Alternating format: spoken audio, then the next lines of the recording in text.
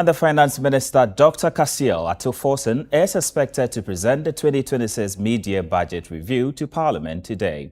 The review is expected to provide an update on the implementation of the 2026 budget and outline proposed fiscal policy adjustments. Ahead of the presentation, an advisor to the Governor of the Bank of Ghana, Dr. John Kwakye, has urged government to increase spending on roads and other infrastructure.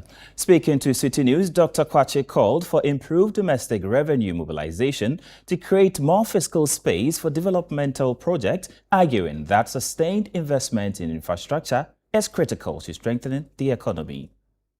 If you look at the performance of the budget so far, revenue has fallen short of the target by about 5%.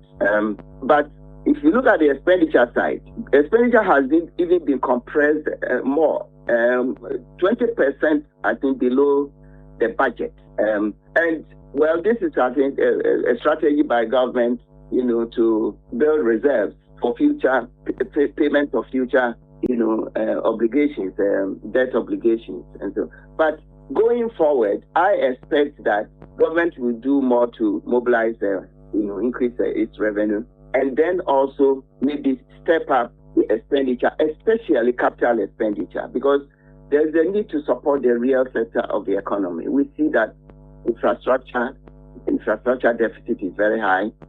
We see the roads, we see the sanitation and all that. So my expectation is that as they increase revenue, they also increase investment, infrastructure, to help the real economy. Dr. Kwakye also dismissed concerns over the recent decline in the country's foreign exchange reserves, describing the dip as temporary and attributing it to higher energy import cost. He says the Monetary Policy Committee was not alarmed by the reduction in reserves, noting that the central bank remained committed to rebuilding Ghana's external buffers. You realize that, over the past year or so, the Bank of Ghana has built up its reserves, to very high levels. In fact, if you go back to February 2025, in fact, the reserves increased to about 14.5 billion, which was 5.8 months of import cover. That is unprecedented in our history.